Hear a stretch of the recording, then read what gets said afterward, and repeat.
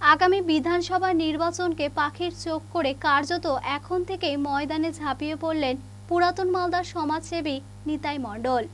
রবিবার সন্ধ্যা নাগাদ পুরাতন মালদা যাত্রাডাঙ্গা অঞ্চলের পোপড়া ঈশ্বরলাল হাই স্কুল ময়দানে একটি সাধারণ সভা অনুষ্ঠিত হয় নিতাই মণ্ডলের উদ্যোগে, যেখানে মূলত গরিব অসহায় মানুষদের পাশে কিভাবে দাঁড়িয়ে সাহায্যের হাত বাড়িয়ে দেওয়া যায় তার সংক্ষিপ্ত আলোচনা করা হয় উক্ত সভায়। কয়েকদিন বাদেই দুর্গাপুজো, তারপর কালী পুজো এবং ছট পুজো। এই সমস্ত বিশেষ দিনে সমাজসেবী নিতাই মণ্ডল অসহায় গরিব মানুষের পাশে বস্ত্র বিতরণ করে পাশে দাঁড়ান। আমাদের আলোচনা আজকে যাত্রাডাঙ্গা অঞ্চলের সমস্ত বুথ থেকে কর্মীদেরকে আমাদের সমাজসেবামূলক কাজের জন্য সমাজসেবা কমিটি গঠন করার জন্য আজকে এই মিটিংয়ের আয়োজন করা হয়েছে।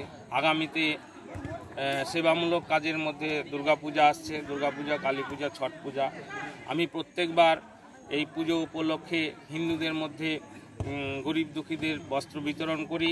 সেইটা আমাদের সামনে রেখে আজকের এই মিটিং। তা সত্ত্বে আগামী 2026 সালে যে বিধানসভা ভোট, সেই ভোটকেও কেন্দ্র করে সঠিক ব্যক্তিকে, প্রকৃত সমাজসেবক ব্যক্তিকে যাতে এইবার জিতানো যায়, সেই উদ্দেশ্যে এলাকার লোকজনের মতামত সংগ্রহ করে এখন থেকে কাজে নামার জন্য আমরা সবাই মিলে এখানে একত্রিত হয়েছি। মালদা টুডে।